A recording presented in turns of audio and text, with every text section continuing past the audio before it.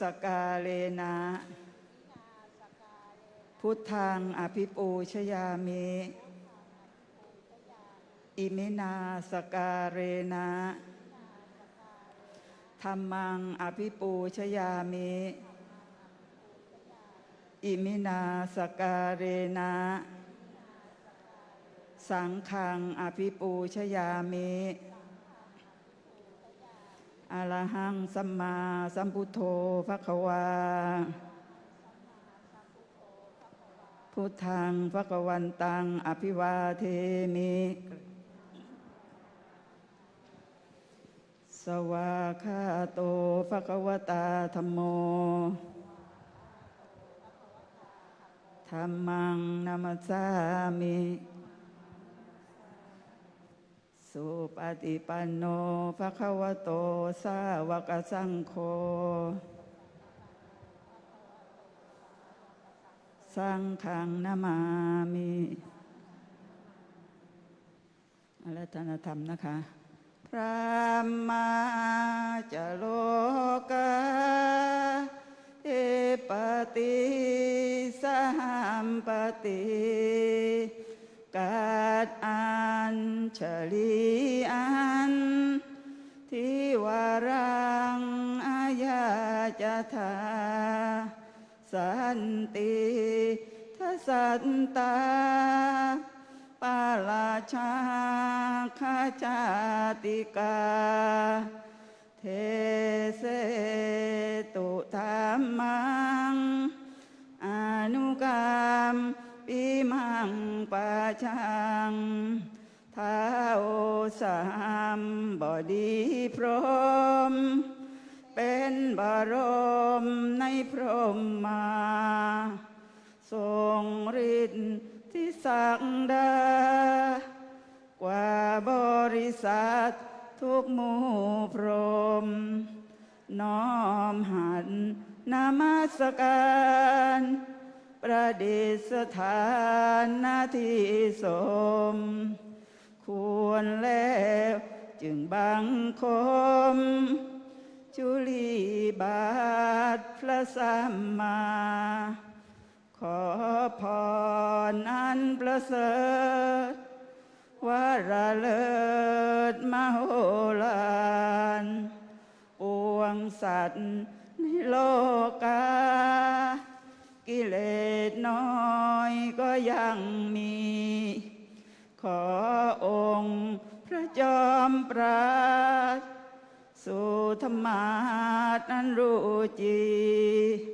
โปรดปวงประชานีท่านจงโปรดแสดงธรรมนิ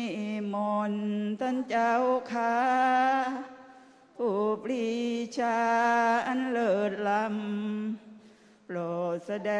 งพระสัจธรรมเทศนาและวาทีเพื่อให้สำฤทธิผลแก่ปวงชนบรรดามีสู่สุขเกษมศรีสมดังเจตนาเถิด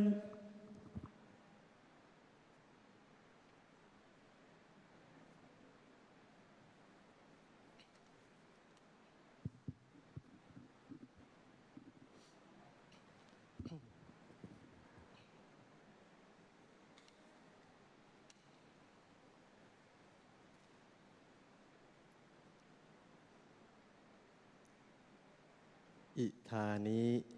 ตัสสะภะคะวะโตอะระหะโตสัมมาสัมพุทธัสสะ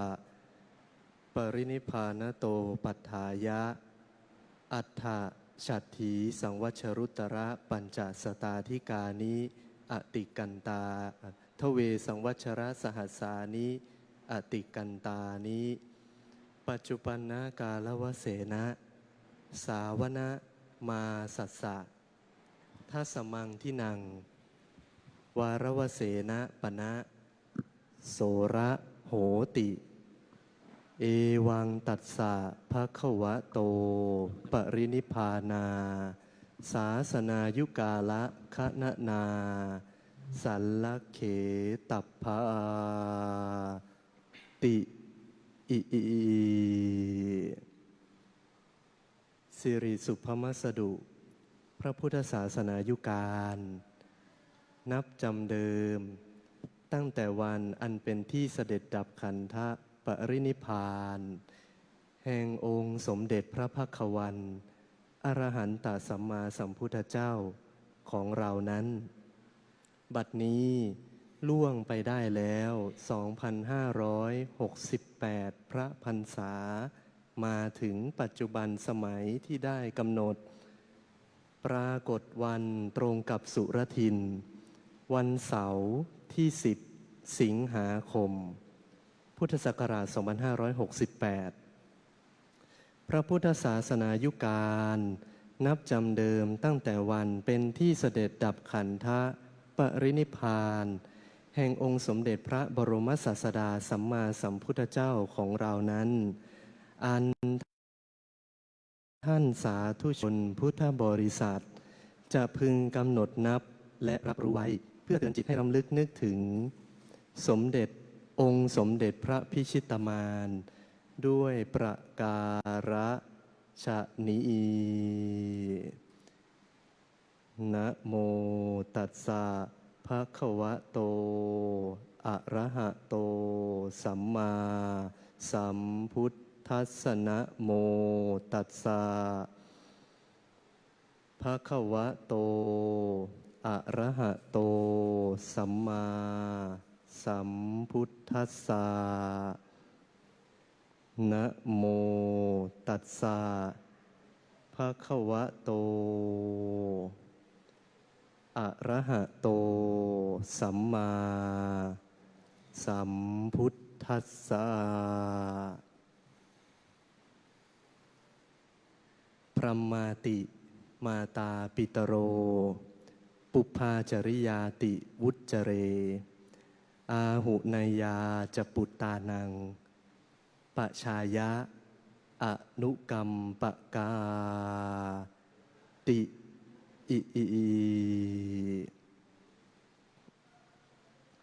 ณบัดนี้อาตมภาพทั้งสองจะได้ประคับประคองฉลองศรัทธาแสดงพระธรรมเทศนาเป็นทำนองสองธรรมาสในมาตุคุณกถาว่าด้วยเรื่อง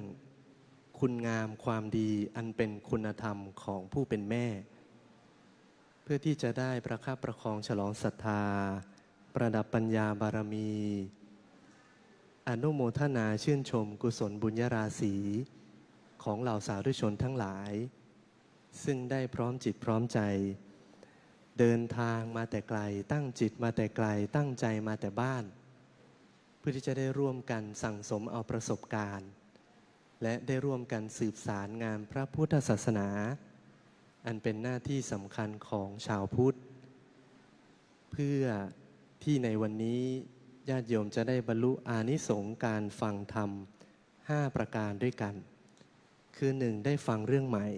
2. ได้วิจัยเรื่องเก่า 3. ได้บรรเทาข้อกังขา 4. ได้พัฒนาความคิดและ 5. ได้ชำระจิตให้ผ่องใสณศาลาการประเรียนวัดพระเชตุพนวิมลมังคลารามราชวรมหาวิหารเนื่องในวันนี้เป็นวันพระวันธรรมสวนะวันขึ้น15ค่ำเดือน9เพื่อไม่ให้เป็นการพลาดพลั้งพลัดตกไปจากประโยชน์ที่ญาติโยมสาธุชนจะพึงได้เป็นอานิสงส์ติดตัวติดตนติดใจกลับบ้านขอให้ญาติโยมสาธุชนทั้งหลายได้โปรดตั้งใจฟังตั้งใจจำตั้งใจทำแล้วก็ตั้งใจทิ้งอีกด้วยญาติโยมสาธุชนบางคนบางท่านเกิด question mark เป็นเครื่องหมายคำถามในใจพระคุณเจ้าจะให้ทิ้งอะไรก็ตอบได้เป็นคำแก้ข้อสงสัยว่าให้ญาติโยมได้ทิ้งความพะว้าพะวงกังวล ว่าบัดนี้ที่บ้านมีอะไรที่ยังทำไม่เสร็จขอให้เป็นวาระธุระหลังจากปฏิบัติธรรมเสร็จสิ้นขอให้ละความกังวลว่าในวันพรุ่งนี้จะมีอะไรเกิดขึ้นเป็นผลเสียกับเราหรือไม่ขอให้ละความภาวะพะวงว่าสิ่งที่เกิดผ่านมาแล้วจะเป็นโทษเป็นภัยในปัจจุบันอย่างไรและสำคัญที่สุดขอให้ละทิ้งอุปกรณ์สื่อสารโทรศัพท์ซึ่งจะเป็นเครื่องระงับความตั้งจิตตั้งใจในการที่ญาติโยมสาธุชนมาตั้งใจสดับรับฟังธรรมเพื่อให้ญาติโยมสาธุชนทั้งนั้นได้รับประโยชน์อย่างสูงสุดในการอุทิศตัวอุทิศตนพ้นจากชายคาบ้านมายังศาลาการประเรียนวัดพระเชตุพนวิมลมังคลารามอันเป็นพระอารามหลวงสำคัญในสมัยรัชกาลที่หนึ่งขอให้ญาติโยมสาธุชนทั้งหลายได้ใช้ชีวิตใช้เวลาช่วงเวลาประมาณไม่ถึง1 ชั่วโมงต่อจากนี้รับฟังอรรถสาระที่อาตมภาพทั้งสองจะได้ถ่ายทอดมอบให้ใส่ดวงใจของญาติโยมตามสมควรแก่เวลาสืบต่อไปญาติโยมท่านใดไม่สะดวกสามารถนำมือวางลงได้เพราะความตั้งใจไม่ได้อยู่ที่มือประนมแต่อยู่ที่จิตอบรมว่าวันนี้จิตใจตั้งใจจะมาฟังธรรมไม่ได้มาฟังคำนินทาหรือมาฟังคำว่าร้ายของใครๆล้วนแล้วแต่สำคัญที่ใจทั้งสิ้นมิใช่ที่ร่างกายแต่เพียงอย่างเดียวและในวันนี้ญาติโยมสาธุชนทั้งหลายได้เดินทางมายังวัดพระเชตุพนวิมลมังคลารามซึ่งวันนี้ตรงกับวันเสาร์ด้วยเป็นวันหยุดที่ญาติโยมทั้งหลายส่วนมากถือโอกาสพักผ่อนอยู่ที่บ้านแต่ผิดแผกแตกต่างจากญาติโยมเบื้องหน้าตรงนี้มิได้เห็นว่าจำเป็นจะต้องพักผ่อนที่บ้านก็ได้เพราะพักผ่อนที่บ้านก็ได้เพียงแค่พักผ่อนกายแต่ได้พาตัวพาตนมาหอบเอากุศลที่วัดโพในวันนี้จะได้พักผ่อนทางใจด้วยคือได้พักผ่อนทางใจในการให้ห่างไกลห่างเว้นจากอกุศลธรรมโดยเฉพาะอกุศลธรรมสำคัญประการหนึ่งนั่นคืออวิชชาคือความไม่รู้โดยในปัจจุบันสังคมยุคสมัยนี้มีอวิชชาครอบงำเต็มที่เต็มไปหมดผ่านทางสื่อโซเชียลบ้างผ่านทางข่าวสารบ้างผ่านทางเสียงลือเสียงเล่าอ้างซึ่งเป็นข้อมูลที่ไหลผ่านอายตนะที่เราท่านทั้งหลายมีครอบครองอยู่ในตนก่อให้เกิดความสับสนงงงวยว่าจะใช้ชีวิตอย่างไรให้มีความสุขดีใช้ชีวิตอย่างไรจะเป็นประโยชน์ดีโดยเฉพาะปัญหาสำคัญที่พบได้ในวัยที่เป็นลูกหลานเหลนหรือกล่าวง่ายๆว่าเจเนอเรชันหลังๆของเราพูดให้เข้าประเด็นเห็นความสำคัญจริงๆก็คือว่าผู้เป็นลูกเป็นหลานบางคนบางท่านหลงลืมว่ามีบุพการีที่ควรดูแลอยู่ที่บ้านทั้งที่แท้จริงนั้นบุพการีเป็นบุคคลสำคัญที่สุดบุคคลหนึ่งของชีวิตเพราะว่าแท้จริงแล้วไม่มีบุพการีจะมีชีวิตที่ได้มานั่งหายใจได้มานั่งปฏิบัติธรรมฟังธรรมฟังพระธรรมเทศนาจากอาตมาภาพทั้งสองรูปก็ไม่ได้บุพการีจึงเป็นต้นทางต้นเขาต้นมูลสำคัญที่ทำให้ญาติโยมสาธุชนทุกคนทุกท่านแม้แต่อาตมาภาพผู้เทศได้มีโอกาสลืมตาดูโลกได้มีโอกาสผ่านโลกได้มีโอกาสชมโลกและประสบโลก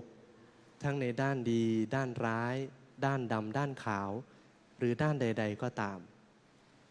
บุพการีซึ่งใกล้กับเทศกาลสำคัญที่สุดวันหนึ่งคือวันแม่แห่งชาติ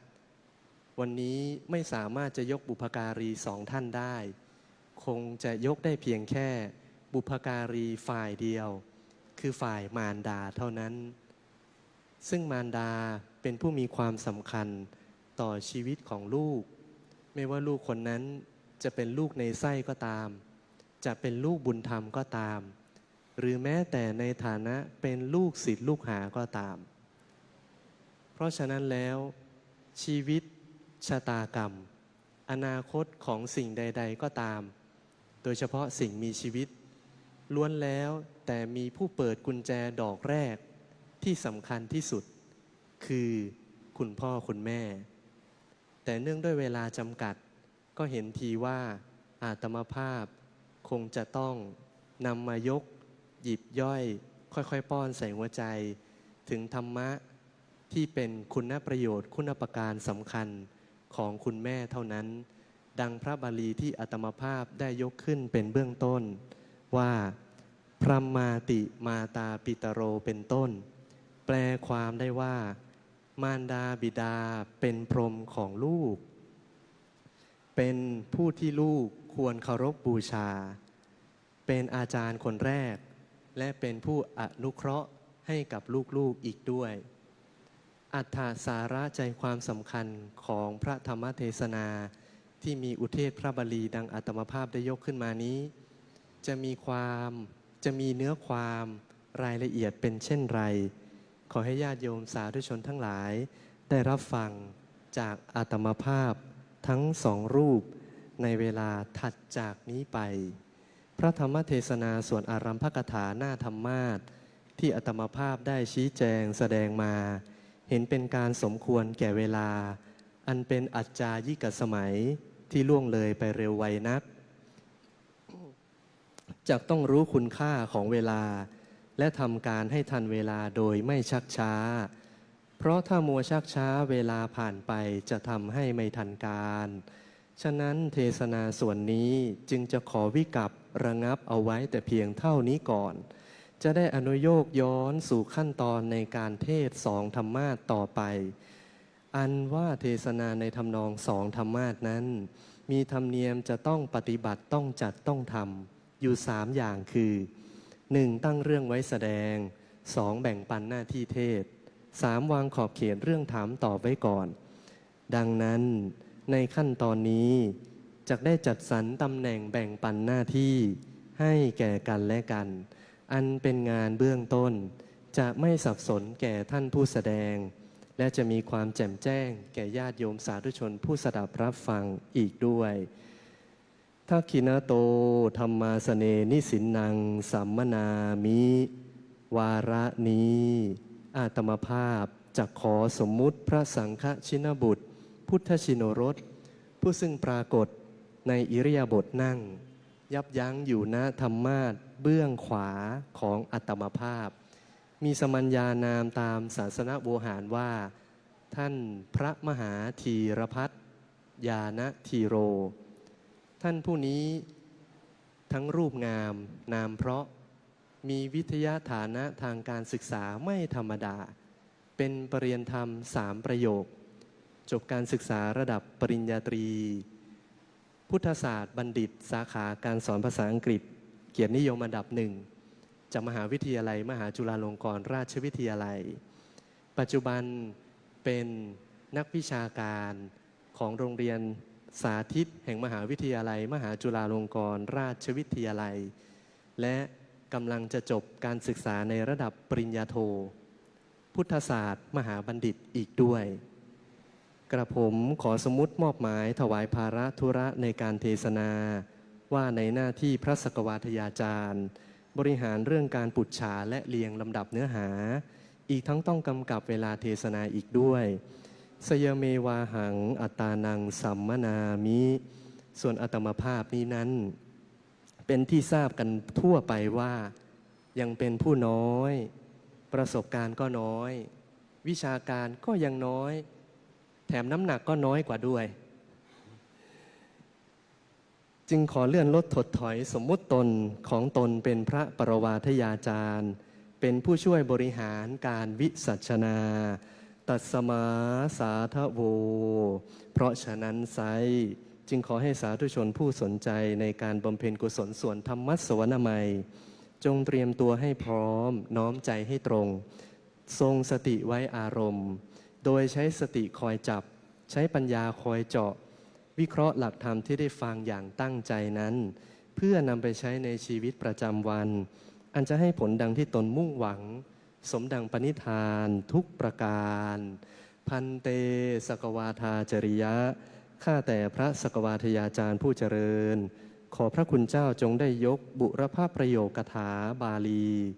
แล้วดำเนินสำเนาเข้าเนื้อความตามหน้าที่ดังได้สมมุติไว้ เพื่อให้เทศนาในดำเนินไปตามแนวการเทศปุจฉาและวิสัชนาสืบต่อไป ก็มีณกาลบัดนี้ นะโมตัสสะภะคะวะโตอะระหะโตสัมมาสัมพุทธัสสะนะโมตัสสะภะคะวะโตอะระหะโตสัมมาสัมพุทธัสสะนะโมตัสสะภะคะวะโตอะระหะโตสัมมาสัมพุทธัสสะอิโตปรังเบื้องหน้าแต่ตอนนี้ไปอาตมาภาพทั้งสองจะได้ประคับประคองฉลองศรัทธาแสดงพระธรรมเทศนาในส่วนปุจฉาและวิสัชนาสองธรรมาสก็แลตามธรรมเนียมของพระธรรมกถิกาจารย์ผู้แสดงธรรมจะต้องมีการมอบหมายถวายหน้าที่ให้แก่กันเสียกันและก่อนทั้งนี้เพื่อความสะดวกแก่พระธรรมกถึกผู้แสดงและความแจ่มแจ้งแก่ท่านสาธุชนผู้สดับวามโตธรรมาสเนนิสินนังสมนามิวาระนี้อาตมาภาพขอสมมุติพระสังฆชินบุตรพุทธชิโนรสซึ่งนั่งปรากฏอยู่ณธรรมาสน์เบื้องซ้ายของอาตมาภาพผู้มีสมัญญานามปรากฏในภาคพจน์พระพุทธศาสนาว่า พระมหาธิรวัตรอธิวัฒโนวิทยาฐานะเปลี่ยนธรรม7ประโยคปัจจุบันทำหน้าที่เป็นรองผู้อำนวยการศูนย์ศึกษาพระพุทธศาสนาวันอาทิตย์แห่งวัดประยุรวงศาวาสวรวิหารขอสมมุติมอบหมายถวายตำแหน่งแห่งพระเดชพระคุณนั้นให้เป็นพระสกวาทยาจารย์มีหน้าที่ในการไต่สวนทวนถามไปตามลำดับเพราะฉะนั้นท่านสาธุชนทั้งหลายอาตมาภาพได้ฟังการพรรณนาสาธุธรรมคำสอนตั้งแต่ต้นจนประโยสารด้วยสำนวนโวหารสละสลวยมากด้วยสาระ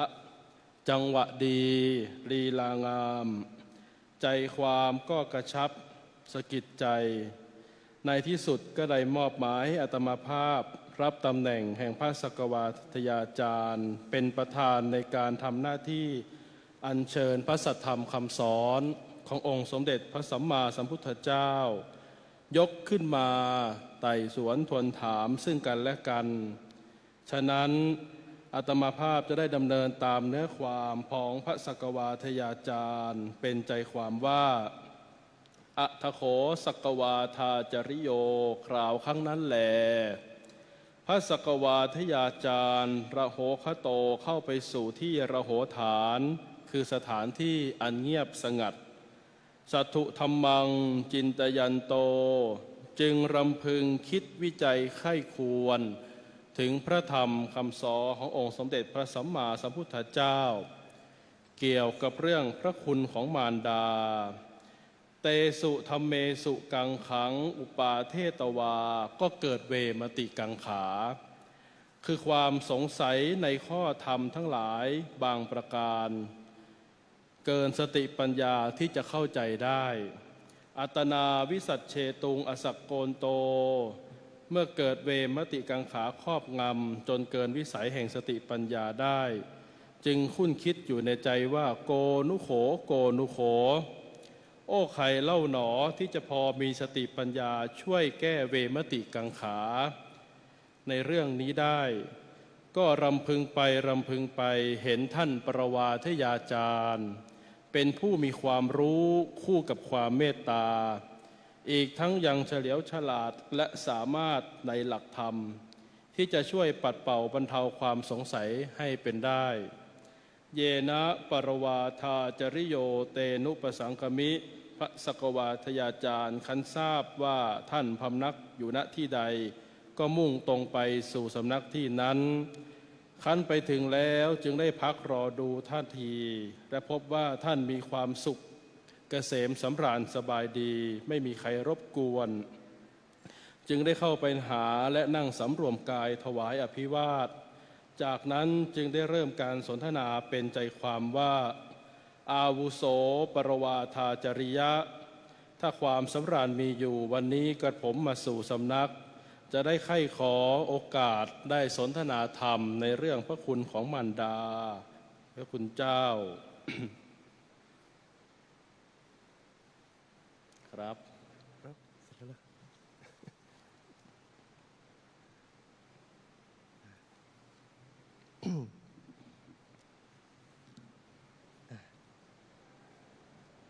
อัตถโขปรวาทาจริโยอัฏฐปัญหังสุนันโตตัสสะวิสัชนังกะโรตีติอิอิอิธรรมานุสนธิดำเนินความตามกระแสพระธรรมเทศนาสืบเนื่องมาจากพระสกวาทีมีข้อกังขาพาให้กังวลใจจึงได้มาสู่สำนักและทักทายขึ้นว่าถ้าไม่หนักอกหนักใจจักได้ยกปัญหาขึ้นเพื่อสนทนาด้วยนั้นจึงได้ขานรับกลับไปว่าพันเตสกวาทาจริยะข้าแต่พระสกวาทีท่านผู้เจริญการที่พระคุณเจ้าเข้ามาถึงสำนักในวันนี้มีปัญหาจะมาสนทนาด้วยนั้นขอพระคุณท่านจงเปิดปัญหาให้ดูหน้าตากันก่อนเถิดขอรับครับวันนี้เป็นโอกาสอันดีที่ได้มาสนทนาธรรมมาถึงอย่างสำนัก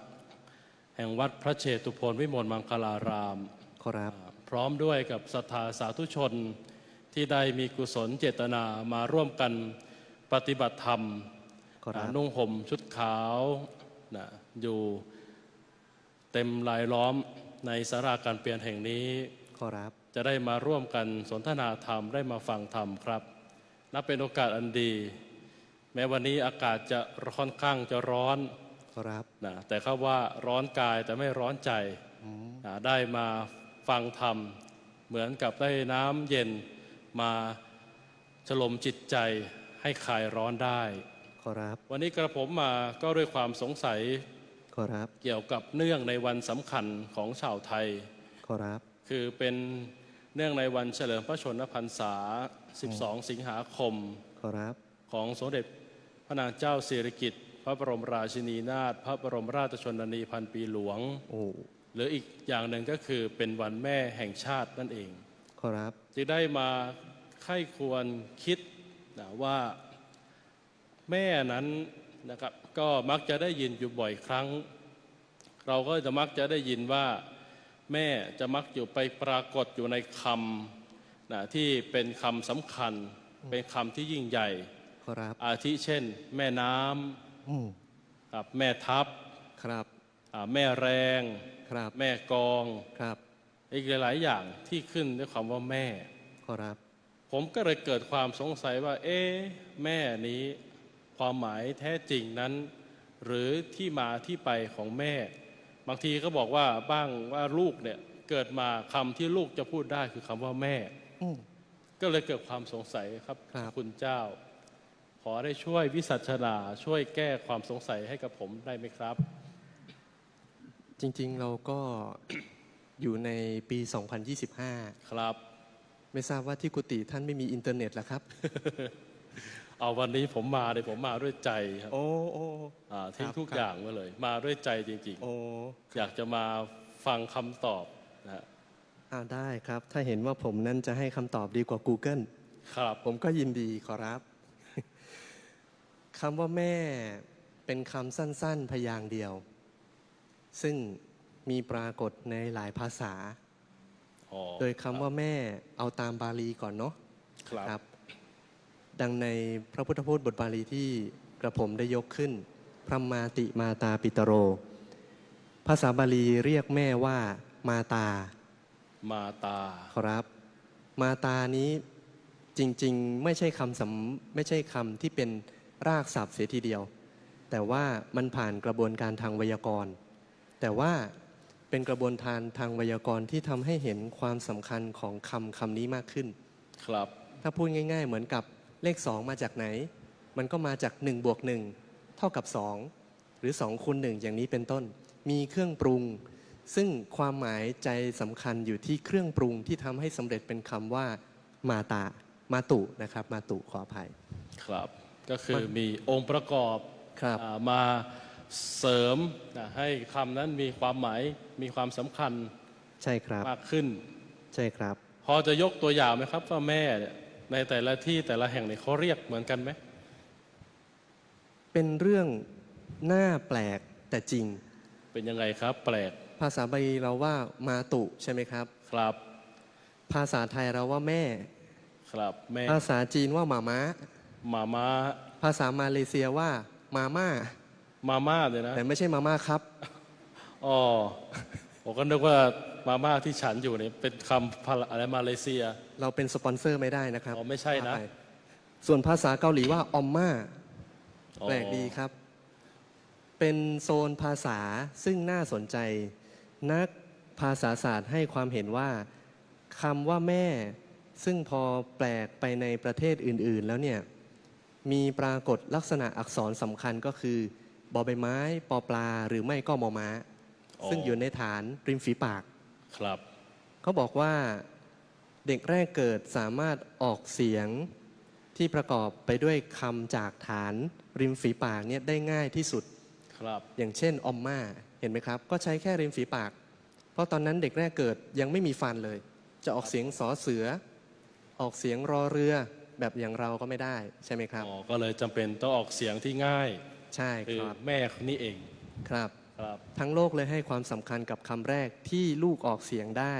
และกลายเป็นคำเรียกคนที่ลูกเห็นหน้าก่อนใครว่าพอมม่า แม่ มาม่า หรือหมาม้าในภาษาต่างๆ ก็รวมความได้คำว่าแม่ในภาษาไทยนั่นเองขอรับ อ๋อ นี่คือเรียกว่าเป็นคำศัพท์นะ เป็นคำที่มักคุ้น ไม่ใช่เพียงเฉพาะภาษาไทยนะอย่างอีกหลาย ๆ ภาษา ขอรับ ว่าแม่เนี่ยก็คือนอกจากจะมีความหมายแล้วนะยังเป็นเรียกว่าความใกล้ชิดความสัมพันธ์ เป็นบุคคลในครอบครัว เป็นที่พึ่งของลูก ขอรับ ครับทีนี้พอมาหวนรำลึกนึกถึงในโอกาสวันสำคัญก็คือวันแม่แห่งชาติว่าให้ความสำคัญกับมารดานะซึ่งในทางพระพุทธศาสนานั้นก็ถือว่าเป็นบุพการี ครับ เป็นผู้มีพระคุณนะเป็นผู้ที่ทำคุณประโยชน์ไว้ให้ก่อนนั้น ขอรับ พระคุณของมารดาหรือคุณธรรมนั้นมีลักษณะที่จะดูได้อย่างไรว่านี่แหละนะเป็นพระคุณของมารดา เป็นลักษณะเป็นคุณธรรมเหมือนทุกอาชีพ อาชีพแต่ละอาชีพก็มักจะบัญญัติมักจะนิยามมีกฎมีจรรยาบรรณของอาชีพ แต่ความเป็นแม่เนี่ยนะถ้ามองเป็นอาชีพก็คงจะไม่ได้ เพราะแม่เนี่ยไม่มีเวลาเข้างานเวลาออกงาน ความเป็นแม่เป็น 24 ชั่วโมง เพราะฉะนั้นคุณธรรมของคนเป็นแม่น่าจะต้องมีมากครับใช่ไหมครับ ก็อยากจะทราบว่าพระคุณหรือคุณธรรมของมารดาหรือแม่นี้เป็นอย่างไรถึงจะเรียกว่าเป็นคุณธรรมแม่ที่เรายกย่องกัน บางทีเราเคยได้ยินคำในสมัยใหม่ สมัยปัจจุบันที่เราใช้เนาะ ครับ นะครับ อย่างเช่นคำว่าแม่ซื้อเคยได้ยินไหมครับ แม่ซื้อ ตัวแม่ อ๋อ ตัวมัมตัวมันดา เป็น เคยได้ยิ ศัพ นไหม ท์ ครับ ใหม่นะครับ ใช่ครับ เป็นคำที่เจาะจงลงเฉพาะสำหรับมนุษย์เพศหญิงเท่านั้น ครับ อย่างเช่นคำว่าแม่ซื้อ แม่ซื้อเป็นชื่อของสิ่งศักดิ์สิทธิ์ เป็นความเชื่อ ซึ่งคนไทยภาคกลางก็เชื่อ ภาคเหนือก็เชื่อ ว่า อ๋อ เป็นเทวดาที่มีรูปเป็นสตรี ซึ่งจะคอยปกปักรักษาลูก ลูกชายลูกสาวบ้านไหนก็ตาม ซึ่งหากเทวดาหรือต้องใช้คำว่าเทพยดา มีจิตปฏิภัทผูกพันกับเด็กแรกเกิดคนนั้น ก็จะเรียกกันว่าแม่ซื้อ อ๋อครับ เป็นแม่ซื้อเป็นมีประวัติมาอย่างยาวนาน ใช่ครับ ครับ แต่ก็เป็นเพียงส่วนของความเชื่อเท่านั้น เป็นความเชื่อ แต่ก็สอดคล้องกับคำว่าแม่ที่เราใช้ในภาษาไทยไม่ต่างกัน เพราะใช้กับผู้ที่มีจิตใจลักษณะเอื้ออาทร และโดยเฉพาะเน้นหนักไปในทางมนุษย์เพศหญิง ครับ และคุณธรรมล่ะครับ เป็นอย่างไรคุณธรรมของมารดา หลายคนหลายท่านอาจจะคิดว่าการเป็นผู้หญิงเท่านั้นทำให้เป็นแม่ได้ไม่จำเป็น ครับ เพราะบางคนเป็นผู้หญิงแต่ไม่มีความเป็นแม่ก็ อ๋ มี อก็ไม่ใช่ว่าเป็นแม่ได้ทุกคน สิ่งที่จะทำให้คนจากผู้หญิงธรรมดากลายเป็นแม่คือคุณธรรม มีอยู่4 ข้อ 4 ข้อสำคัญ อ๋อ4 ข้อนะวันนี้ก็ให้โยมได้จดจ ขอรับ ำ4 ข้อนี้ก็พระอาจารย์ที่มาแสดงก็คงจะชื่นใจและถ้าโยมจำได้ใช่ไหม ขอ ครั รับ บขอรับ เดี๋ยวจะมีตอบคำถาม มีตอบ มีไหมครับ คำถามชิงรางวัล อ๋อไม่มีนะ ไม่มี ได้ นะ ไม่ได้ผิดหลักการเทศนะครับ ประการแรกก็คือเมตตา เมตตา 2. กรุณา การุณา 3. มุทิตา มุทิตา 4. อุเบกขา อุเบกขา เคยได้ยินได้ฟัง 4 ข้อนี้ไหมครับ ครับ ก็ได้พอได้ยินได้ฟังมาบ้างครับ รวม 4 ข้อนี้เรียกกันหัวข้อง่ายๆ พรหมวิหารธรรม อ๋อพรหมวิหารธรรม ครับ ที่ว่าเป็นคุณธรรมของพรหมเนี่ยนะ ใช่ครับใช่ครับ อ๋อ คนมักจะเข้าใจผิด และมีคำสอนคำหนึ่ง ซึ่งเรามักได้ยินกันมาตั้งแต่เด็กว่าพ่อแม่เป็นพระอรหันต์ในบ้าน พระอรหันต์ในบ้าน แต่จริงๆ ควรใช้ให้ถูกตามหลักธรรมที่องค์พระสัมมาสัมพุทธเจ้าทรงใช้คือ พ่อแม่เป็นพรหมในบ้าน อ๋อ แต่ไม่ใช่พรหมเช็ดเท้านะ พรหมพอพานรอเรือหอหีบมอม้าเนี่ยนะ ขอรับ พรหมนี่ไม่ใช่พรหมที่อยู่ตามศาลที่เป็นพรหมสีหน้าอย่างนั้น โอ้ไม่ใช่ครับไม่ใช่ อันนั้นเป็นเทพ อ๋อคนละอย่างกันนะ ขอรับ อ๋อก็เห็นว่าเป็นพรหมนะ เพราะว่าผมก็เห็นบ่อยอ๋อก็คือท่านก็มี4 หน้านะจะเกี่ยวข้องกับ4 ประการนี้หรือเปล่าครับ ต้องมีการสร้างความเข้าใจอย่างนี้หน่อยครับ พรหมซึ่งพระคุณเจ้าได้พูดเริ่มแรกเมื่อสักครู่นี้เป็นพรหมที่เป็นเทพฝ่ายฮินดู อ๋อเป็นอีกศาสนาหนึ่ง แต่ว่าพรหมที่องค์พระสัมมาสัมพุทธเจ้ากำลังทรงยกถึง แล้วแสดงไว้ในพรหมสูตร ซึ่งเป็นที่มาของพระบาลีที่ผมได้ยกขึ้นเบื้องต้นเนี้ยว่าพระมาติมาตาปิตโรเป็นต้น ก็คือว่าเป็นพรหมซึ่งเป็นผู้วนเวียนในสังสารวัฏประเภทหนึ่ง แต่อยู่ชั้นพรหมโลกครับ อ๋อครับเป็น ซึ่งการที่จะไปสู่ชั้นพรหมโลกได้นี้จะต้องรู้จักเจริญสมาธิ สมาธิที่ว่าก็ต้องประกอบไปด้วยธรรมะสำคัญ เมตตา กรุณา มุทิตา อุเบกขา เพราะฉะนั้นแล้วเนี่ยถ้าบุคคลที่ประพฤติตามหลักเมตตากรุณามุทิตาอุเบกขาแล้วเนี่ยครับก็คงจะเรียกว่าเป็นพรหมได้ ขอรับ อ๋อเป็นอย่างนั้น ทีนี้แต่ละข้อนี่ความหมายคืออะไรครับ ความหมายแต่ละข้ออย่างคำแรกคำว่าเมตตา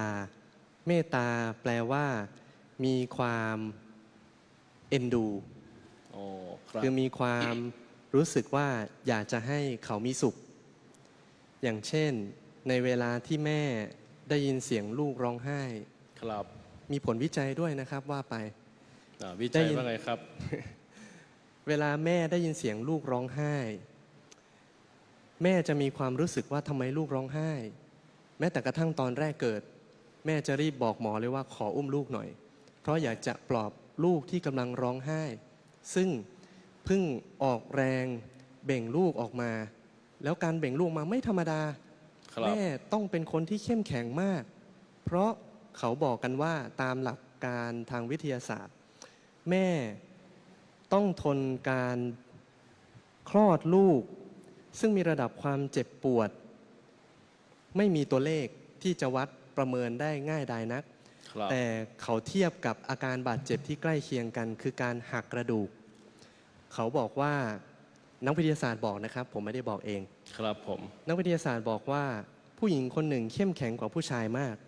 เพราะสามารถทนแรงการคลอดลูกซึ่งเทียบเท่ากับการหักกระดูก 20 ท่อนได้ โอ้นี่คือเรียกว่าเป็นความเจ็บปวดอย่างมาก ถูกต้องครับ ผู้ที่เป็นมารดาเป็นแม่ เพราะขนาดว่าแม่เบ่งขนาดนั้นคิดว่า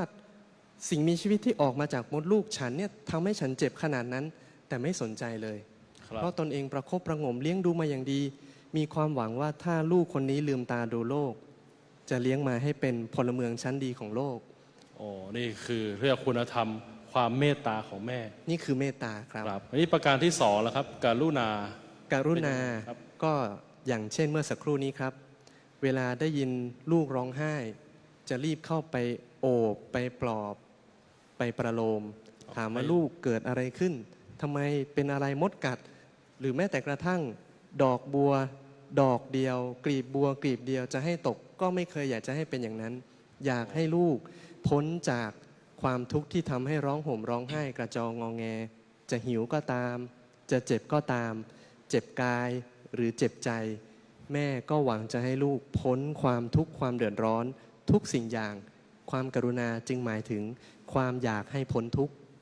อยากให้สัตว์นั้นๆ คนอื่นๆพ้นทุกข์ครับ ครับก็คืออยากให้มีสุขพ้นจากความทุกข์ ขอรับ นี่ครับมุทิตาครับ มุทิตา แม่มีคุณธรรมสำคัญประการที่สามก็คือเวลาที่เห็นลูกประสบความสำเร็จ เห็นลูกทำอย่างนั้นอย่างนี้ได้ เช่น วันนี้เห็นลูกเดินได้ จาก ครับ ที่เมื่อก่อนต้องคลานด้วยมือ คลานด้วยเข่า วันนี้เห็นลูกเริ่มเดินสองขาได้ ปั่นจักรยานจากเดิมต้องใช้ล้อเสริม วันนี้ปั่นจักรยานสองล้อได้ เห็นลูกวันนี้สามารถสอบได้ที่หนึ่งของห้องอย่างนี้เป็นต้น หรืออาจจะไม่ได้สอบได้ที่หนึ่งของห้อง แต่อย่างน้อยเห็นว่าลูกสอบผ่าน เอาเป็นว่าไม่เห็นลูกมานั่งร้องห่มร้องไห้ เขียนใบขอแก้ศูนย์แก้รอเป็นอันใช้ได้ ถือว่าเห็นความสำเร็จ เห็นความสุข หรือเห็นความพอใจของลูก แม่ก็พลอยยินดีไปด้วย จึงเรียกกันว่าแม่มีมุทิตาที่แปลว่า พลอยยินดีแม้จะไม่ใช่ความสำเร็จของตนเองก็ตามครับ อ๋อนี่คือเห็นเรียกว่าบันไดความสำเร็จนะเห็นการเจริญเติบโตแต่เล็กตั้งแต่เกิดมานะจนโตเป็นเด็กเป็นเยาวชน แม้เป็นผู้ใหญ่ก็ตาม ขอรับ ก็มีความสำเร็จตามลำดับขั้นของชีวิต ขอรับ ก็ได้รับความยินดี หากคนในครอบครัวหรือแม่พ่อนั้นได้แสดงความยินดี ก็เป็นการแสดงถึงความมุทิตา และทีนี้นะครับเวลาบางคนเนี่ยเกิดทำผิดบ้าง ขอรับ ไม่ใช่แต่ว่าจะทำสำเร็จทำความดีบางคนบางเห็น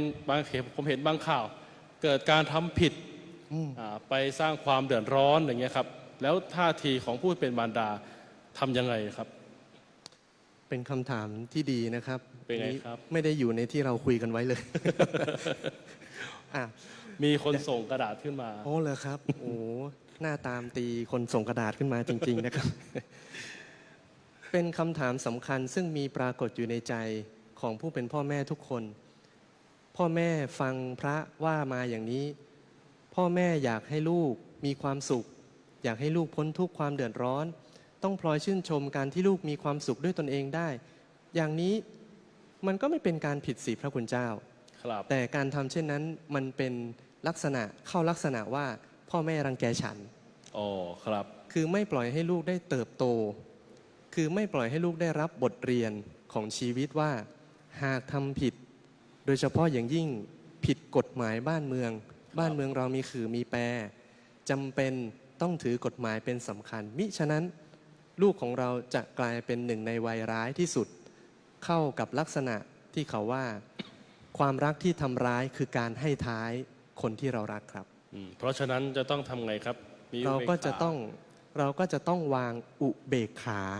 อ๋อครับ อุเบกขาแปลว่าความวางเฉย ความเป็นกลาง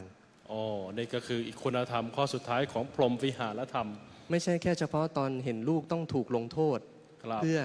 ชดใช้ความผิดของตนเองเท่านั้นนะครับ แม้แต่กระทั่งในเวลาที่เห็นลูกเติบโตได้ดีแล้ว ลูกสามารถแต่งงานเป็นฝั่งเป็นฝาได้ วันนี้เห็นลูกมีเงินเดือนก้อนแรกในชีวิต วันนี้เห็นลูกไม่ต้องแบเงินขอเงินตนเองได้เป็นครั้งแรกในชีวิต ครับ เห็นลูกกลายเป็นวัยรุ่นพันล้านได้ อันนี้สมมุติไม่ใช่ทุกคนผมเองก็ทำไม่ได้นะครับ เห็นลูกสามารถที่จะยืนหยัดพึ่งพาตนเองได้ เดิมทีเห็นว่าลูกยังไม่สามารถหยิบหยิบข้าวเข้าปากได้ ยังไม่สามารถถือช้อนป้อนข้าวตนเองได้ เห็นลูกหยิบมือจับช้อนเอาข้าวใส่ปากเอาอาหารใส่ปากได้ เราก็พลอยวางอุเบกขาว่าเขาดูแลตนเองได้แล้ว เขาสามารถพึ่งพาตนเองได้ ก็ให้เขาพึ่งพาตนเอง หรือวันนี้เห็นลูกเติบโตขึ้นอย่างที่อาตมาภาพว่ามา เห็นลูกแต่งงาน มีลูกมีเต้ามีหลานให้กับตนเอง สามารถสร้างชีวิตสร้างครอบครัวสร้างบ้านให้อีก เราก็ไม่จำเป็นต้องคอยตามประคบประหงมตามแก้ไขความผิด คอยอยู่ห่างๆอย่างห่วงๆให้คำแนะนำเป็นไลฟ์โค้ชแบบห่างๆให้กับลูกในยามที่ลูกเจ็บในยามที่ลูกปวดในยามที่ลูกทนทุกข์ก็ให้ความหวังด้วยการให้กำลังใจลูกๆแทนมิใช่ออกหน้ารับแทนลูกเสียทุกอย่างมิฉะนั้นเป็นการตัดโอกาสการเติบโตของลูกๆพ่อแม่จึงควรฝึกธรรมะสำคัญประการสุดท้ายอีกด้วยคืออุเบกขาการวางเฉยนั่นเองครับ นี่ก็แสดงให้เห็นว่าความรักความห่วงหรือว่าความหวงที่บุคคลผู้เป็นแม่มีต่อลูกเนี่ยก็ได้แสดงออกก็ล้วนแต่เป็นหลักคุณธรรมซึ่งแสดงออกมาอยู่ในชีวิตของลูกซึ่งในที่นี้ครับพระคุณเจ้าก็มีญาติโยมสาธุชนที่ทำหน้าที่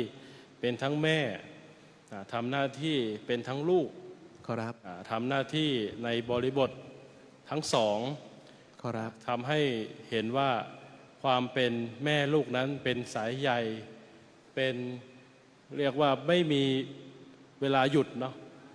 ไม่มีเวลาหยุดอย่างที่พระคุณเจ้าบอกเนี่ยเป็นไลฟ์โค้ชเนี่ยครับผม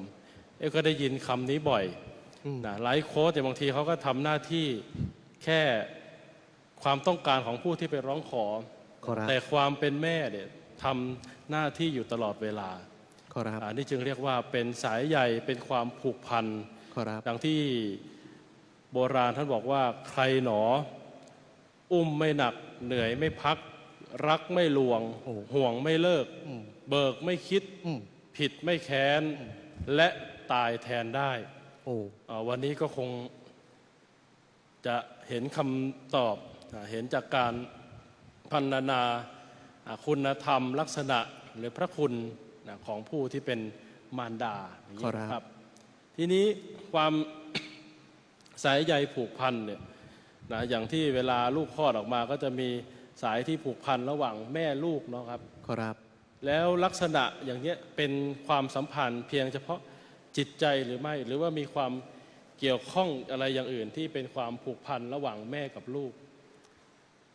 เป็นคำถามน่าสนใจครับเคยมีคนวิจัยเรื่องนี้ว่าเหตุผลกลใดทำไมสิ่งมีชีวิตหนึ่งซึ่งรับหน้าที่เป็นแม่ที่ให้กำเนิดตัวอ่อนถึงมีความรักในตัวอ่อนที่ตนเพิ่งให้กำเนิดก็มีนักวิจัยจากอเมริกาเขาได้ทดลองกับหนูนักวิจัยนี้มาไกลนานไหมครับเนี่ยใกล้แล้วย่อๆแล้วกันครับย่อๆใน Google ก็มีครับพระคุณเจ้าวันหลังไม่ต้องลำบากมาถามผมถึงที่นี่ก็ได้เดี๋ยวเวลาและวารีไม่ได้มีจะคอยใครขอรับเขาวิจัยพบว่าหนูที่เพิ่งคลอดมาเขาใช้เครื่องตรวจสมองด้วยนะครับตรวจคลื่นตรวจสารซึ่งสมองของหนูจะหลั่งออกมาพบสารอย่างหนึ่งชื่อออกซิโทซินเป็นสารที่หลั่งออกมาเฉพาะในเวลาที่ตนมีความสุขเฉพาะทางเท่านั้นไม่ได้เหมือนพวกเอนโดรฟินเหมือนอะดรีนาลีนหรือโดปามีนเป็นสารที่ผู้เป็นแม่จะหลั่งออกมาเฉพาะตอนที่มีลูกอ่อนทั้งตอนอยู่ในท้องและตอนที่ลูกอ่อนออกมาจากมดลูกแล้วเป็นสารสำคัญทำให้ผู้หญิงคนหนึ่งซึ่งเดิมทีก็เป็นลูกของแม่คนหนึ่งพอครั้นตนเองอุ้มท้องตั้งท้องขึ้นมาคลอดลูกแล้วเปลี่ยนจากหญิงสามัญธรรมดาได้รับหน้าที่ของความเป็นแม่เพราะสารออกซิโทซินซึ่ง มีถ่ายทอดผ่านสปีชีส์ของเรามาตั้งแต่ยุคเรายังเป็นบรรพบุรุษเดียวกันกับชิมแปนซีนั่นแหละครับตั้งแต่เป็นไพรเมทอยู่เลย นี่แสดงว่าไม่ว่าจะเป็นทั้งมนุษย์ หรือเป็นสัตว์เดรัจฉานเนี่ยก็ในแง่ของท่าทีของความเป็นแม่ลูก ครับ ก็มีความรักมีสายใยผูกพันทั้งในแง่ของวิทยาศาสตร์ด้วย ใช่ครับ ทีนี้พอเราทราบอย่างนี้แล้วเนี่ยเราจะมีท่าทีการปฏิบัติหรือทำหน้าที่ของผู้ที่เป็นลูกนะครับเนื่องในวันแม่แห่งชาติเนี่ยจริงๆแล้วความเป็นลูกที่จะทำหน้าที่ต่อแม่หรือแม่ต่อลูกเนี่ยเป็นทุกวันอยู่แล้ว ครับ ครับแต่วันนี้ในโอกาสวันแม่แห่งชาติ เราก็ได้มาเหมือนกับทบทวนนะย้ำเตือนว่าหน้าที่ที่พึงจะปฏิบัติเนี่ยจะแสดงออกได้อย่างไรบ้างครับพระคุณเจ้า หน้าที่ของคนเป็นลูกมีไม่มากนะค ครั รับ บ ขอแบ่งเป็นช่วงวัยแล้วกัน ในวัยเด็กคุณพ่อคุณแม่จัดการศึกษาหาให้เรา เราท่านทั้งหลายควรเป็นเด็กนักเรียนที่ดี ตั้งใจศึกษาศิลปะวิทยาทุกสิ่งอย่างที่คุณพ่อคุณแม่จัดหามาให้ ในวัยเติบโตขึ้น เรามีกำลังวังชาแล้ว รู้เดียงสาแล้ว คุณพ่อคุณแม่เริ่มแก่ตัวโรยราเป็นธรรมดาของชีวิต ครับ ไม่ใช่แค่แก่ลงเฉพาะหลังจากที่คลอดเราเท่านั้นนะครับ แก่ตั้งแต่ตั้งคลอดเราแล้ว โอ้ เพราะเขาบอกว่าตอนที่แม่ตั้งท้องเราเนี่ยแล้วคลอดลูกออกมาเทโลเมียร์ซึ่งเป็นสารอยู่ที่ปลาย DNA โครโมโซม ซึ่งมีลักษณะเหมือนกับบันไดเกลียว สารเทโลเมียร์เป็นสารตั้งต้นสำคัญ ที่กำหนดว่าคนคนนั้นจะมีอายุสั้นหรือยาว เขาบอกว่าแม่ตั้งท้องลูกแต่ละครั้ง อายุจะสั้นลงเฉลี่ย 2 ปี โอ้ครับ เพราะฉะนั้นแล้วเมื่อพ่อแม่แก่ตัวโรยราเริ่มตั้งแต่ตั้งท้องเราแล้ว สารเคมีต่างๆ สมรรถภาพต่างๆ ของคุณแม่โดยเฉพาะจะแก่ลงเร็วกว่าคุณพ่อมาก ลูกซึ่งเมื่อเติบโตมีกำลังวังชาจึงควรช่วยประคบประหงม ช่วยงานกิจการบ้านเรือนต่างๆ งานบ้านก็ได้ งานธุรกิจครอบครัวก็ดี หรือเห็นพ่อแม่โดยเฉพาะคุณแม่ซึ่งจะปวดเมื่อยบ่อยมาก ต้องคอยรีดผ้า คอยพับผ้า ซักผ้าดูแลงานบ้าน หรือพ่อแม่หรือแม่บางคนเป็นซุปเปอร์มัม ต้องทำงานเป็นพนักงานออฟฟิศอีกด้วย กลับมาบ้านยังทำหน้าที่เป็นแม่ ดูแลทำกับข้าวให้ลูก จนกระทั่งเติบโตได้ ลูกก็ควรช่วยประคบประหงม บีบมือนวดเท้า หรือบางบ้านนิยมให้ลูกถอนงอกก็มี ก็อาจจะช่วยแม่ได้ในกรณีเช่นนั้น หรือเติบโตมีครอบครัวแล้ว ก็ช่วยคุณพ่อคุณแม่ โดยเฉพาะคุณแม่ซึ่งจะเข้าสู่วัยชรา อ่อนแรงได้มากกว่าคุณพ่อ ก็ควรช่วยดูแลท่าน เป็นไม้เท้าเป็นมือเป็นขาที่3ของท่าน ช่วยดูแลท่านในยามที่ท่านเริ่มเข้าสู่วัยทองวัยชรา ช่วยท่านดูแลอาจจะมีการช่วยอาบน้ำมีการช่วยไล้ทา มีการช่วยพาเข้านอน เพราะเวลาแก่ตัวลงจะเข้านอนยากขึ้น อย่างนี้เป็นต้นครับ หลับยากขึ้นเพราะมีเทคนิคอยู่เวลาหลับยากขึ้นเนี่ยทำไงรู้ไหมครับ ทำยังไง คนที่หลับยาก เขามักจะชอบแซวกันทำอย่างไร บอกให้ฟังพระเทศน์ โอ้ ถ้าฟังพระเทศน์เนี่ยจะหลับง่ายขึ้นครับ โอ้ จริงไม่ เห็นโยม จริงไม่รู้ เห็นโยม แต่ในนี้ คอ ไม่ ต มี กกันอย่างนี้ นี่คือเป็นการเทคนิคการหลับ อ่า ให้ง่าย เป็น ขึ้น เทคนิคนะเผื่อลูกคนไหนจะไปใช้นะครับ โอ้ เปิดเทศน์ให้คุณพ่อคุณแม่ฟังทีนี้ก็อุปมาเหมือนกับแสงเทียนนะพระคุณเจ้าเนาะ ครับ ที่จุดส่องสว่าง ชีวิตลูกเนี่ยก็สว่างไสวัย ครับ อยู่ตลอด แต่ว่าอายุของผู้ที่เป็นบุปการีนี่ก็จะลดลงเรื่อยๆลดลงเรื่อยๆนะจนหมดไปนะครับ ครับ แต่ก็ทำหน้าที่เป็นไส้เทียนเป็นเทียนที่เป็นชนวนส่องให้แสงสว่างนั้นก็คือลูกเนาะ ครับ อยู่ให้เกิดความสว่างไสวัยในโอกาสวันแม่แห่งชาตินะก็ทำให้เห็นคุณธรรมของผู้ที่ทำหน้าที่ลูกนะที่รู้และสำนึกนะในพระคุณของมารดาของตนหรือผู้ที่อุปการะทำหน้าที่เป็นมารดานะก็มีท่าทีปฏิบัตินะครับส่งเสริมในการที่จะทำหน้าที่ของมารดาอย่างโบราณดังปราชญ์ที่ท่านกล่าวไว้ว่ายามแก่เฒ่าหวังเจ้าเฝ้ารับใช้ ยามป่วยไข้หวังเจ้าเฝ้ารักษา ครับ เมื่อถึงคราวต้องตายวายชีวา หวังลูกยาปิดตาคราสิ้นใจครับ มีนิทานด้วยนะครับว่าไปที่จะบอกให้เห็นว่าเราสามารถทำได้แบบคนโบราณอาจารย์ ไม่ใช่แค่เฉพาะในยุคนี้เท่านั้น ครับมีมาแต่อดีต เป็นหน้าที่สำคัญของลูกอีกประการหนึ่ง นอกเหนือจากที่ผมว่ามาเมื่อสักครู่นี้ ครับ ต้องเป็นผู้ช่วยประคับประคองบุพการีให้อยู่ในคุณธรรม อยู่ในความดีด้วยเช่นเดียวกัน เป็นเรื่องไม่ยาวสั้นๆนะขอรับพระคุณเจ้ารีบไปไหนไหม ไม่รีบครับ ผมไม่รีบโยมไม่รีบเหมือนกัน โยมไม่รีบหมือนกัน เราจะอยู่ด้วยกันครับ เราจะอยู่ด้วยกัน เราจะจับมือไว้ไปด้วยกันนะครับ ไม่ใช่เป็นเพลง เป็นเรื่องราวของพระรูปหนึ่ง ซึ่งเวลาญาติโยมเข้าไปกราบพระในโบสถ์ญาติโยมจะเห็น พระที่ว่านี้ไม่ใช่พระที่อยู่หลังโยม ไม่ใช่พระพุทธเจ้า แต่เป็นพระสามัญธรรมดารูปหนึ่ง ซึ่งยกตัวยกตนกลายเป็นพระอริยบุคคลได้ พระรูปนี้ชื่อสั้นๆจำง่ายพระสารีบุตร เพราะพระสารีบุตรมีความหมายว่าลูกของนางสารีพรามณี พระสารีบุตรเป็นบุตรชายคนโตในบรรดาพี่น้อง6 คนครับ แล้วไม่ธรรมดาด้วยเก่งเรียนดีได้เกรด A ถ้าเทียบกับเด็กทุกวันนี้ส่งเข้าสอบสวนกุหลาบก็สอบได้ เข้าเทพศิรินทร์ก็สอบได้ เข้าสตรีวิทย์ก็สอบได้ ส่งไปโอลิมปิกก็ได้เหรียญทองมาอย่างนี้เป็นต้น แต่อย่าส่งไปตระเวนชายแดนนะครับ เป็นคนเก่งคนโตพ่อแม่หวังว่าอนาคตจะให้สืบทอดตำแหน่งผู้ใหญ่บ้านที่ตำบลนาลันทกะ ก็คือเมืองนาลันทานั่นเอง เมืองนาลันทาที่เป็นมหาวิทยาลัยพุทธศาสนาแห่งแรกของโลกนะครับขอรับแต่อยู่ไปอยู่มาไปเจอเพื่อน เพื่อนคนนี้ชื่อโกริตะ เดิมทีพระสารีบุตรไม่ได้ชื่อนี้ ชื่ออุปติสสะครับ ครับ ไปเจอเพื่อนก็อย่างเรื่องราวที่เราเห็นว่าไปดูการแสดงละครบนยอดเขารู้สึกเบื่อช่วยกันหาครู แล้วก็ได้พบครูดีชื่อครูสนชัย แต่เรียนจบแล้วก็ไม่เห็นว่าเป็นทางพ้นทุกข์เลยได้ไปเจอพระอัสสชิ จนสุดท้ายอุทิศตัวอุทิศตนบวชในพระพุทธศาสนาบรรลุเป็นพระอรหันต์เป็นอัครสาวกเบื้องขวาแต่หน้าที่ของท่านซึ่งปรากฏในตอนท้ายของชีวิตท่านเพราะท่านถือว่าเป็นลูกที่ทำหน้าที่ยังไม่ครบถ้วนอย่างที่ผมว่ามาเมื่อสักครู่เป็นพระอรหันต์แล้วเนี่ยยังทำหน้าที่ไม่สมบูรณ์อีกใช่ไหมครับขอรับเป็นยังไงครับก็คือว่าท่านออกบวชมาตั้งแต่อายุ20กว่าไม่มีโอกาสได้ลาแม่ด้วยซ้ำไม่ได้กลับไปทำหน้าที่ลูกดูแลคุณแม่ตามฐานะลูกคนโตแถมยังทำร้ายจิตใจแม่ว่า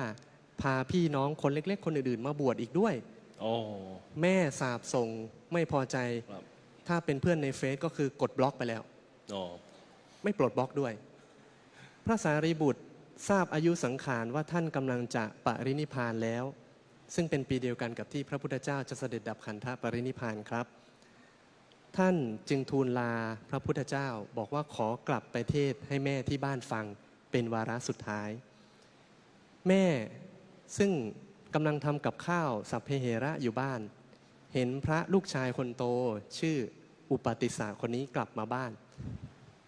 ก็เลยได้ยินลูกบอกว่าช่วยเตรียมห้องให้ทั้ง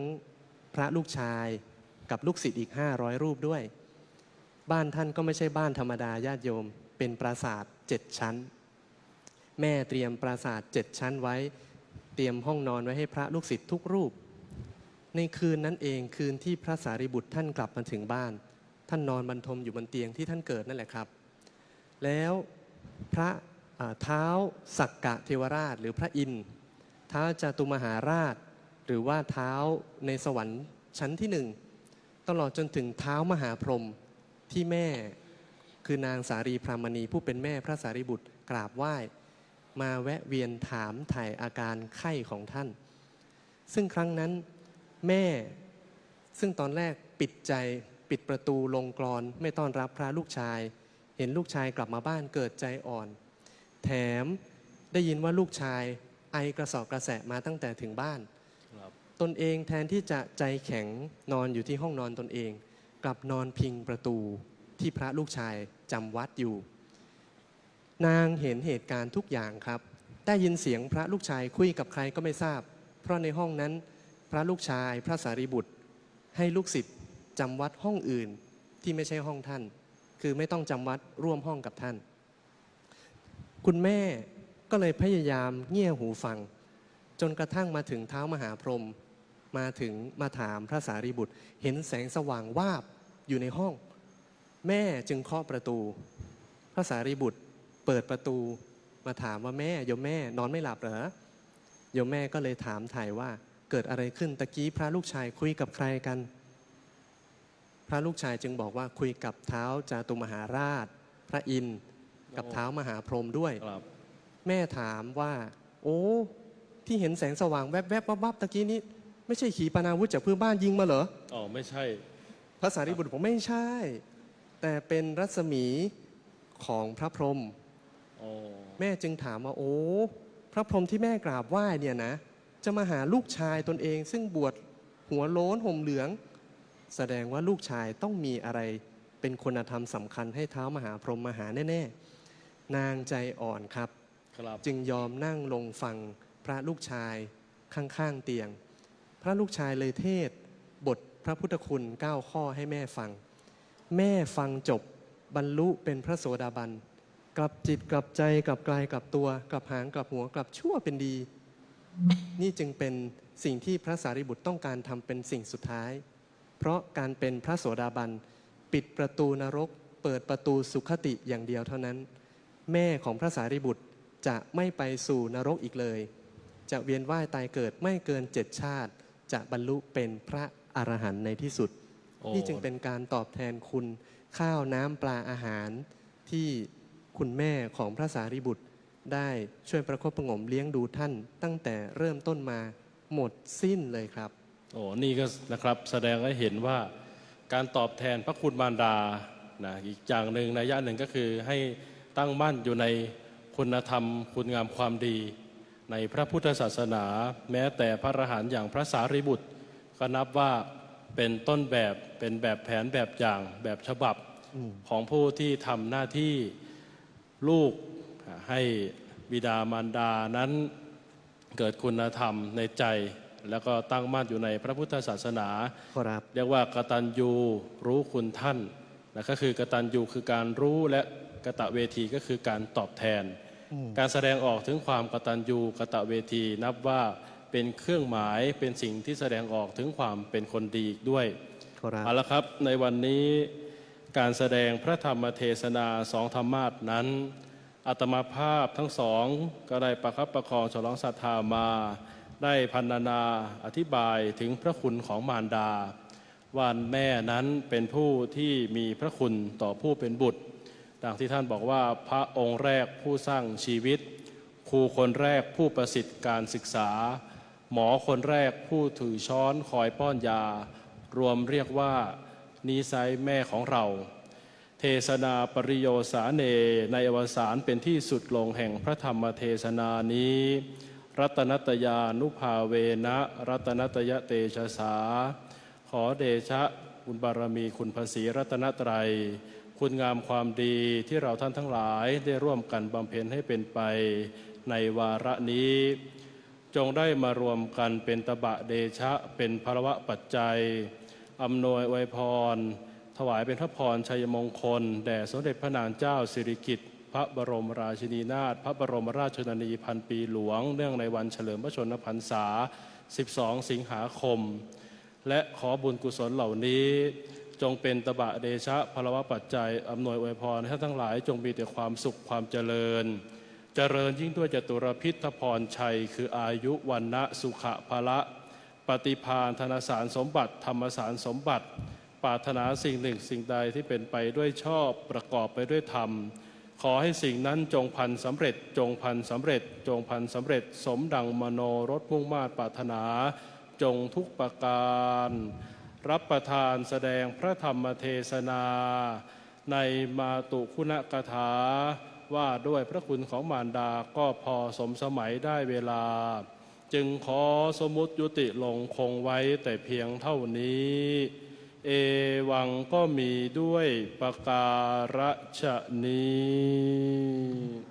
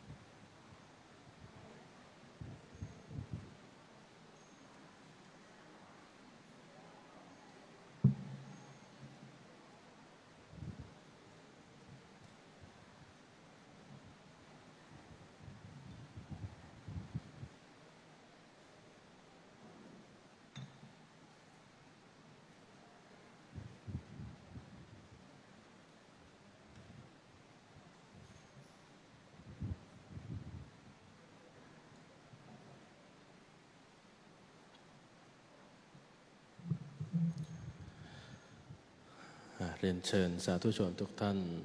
ใส่กรวดน้ำรับพรยะถาวาริวหาปุราปริปุเรนติสาคารังเอวะเมวะอิโตทินังเปตานังอุปกัปปติอิชิตังปัฏิตังตุมหังขิปะเมวะสมิจฉตุสัพเพปุเรนตุสังกปาจันโทปนรโสยะถามณิโชติรโสยะถาสัพพิติโยวิวัชชันตุสัพพโรโควินัสตุ มาเตภวัตวันตรายโยสุขีทีขายุโกภวะอภิวาทนาสีริสนิจจังวุธาปจายโนจัตตารโอธรรมาวัฏันติอายุวันโนสุขังภะลัง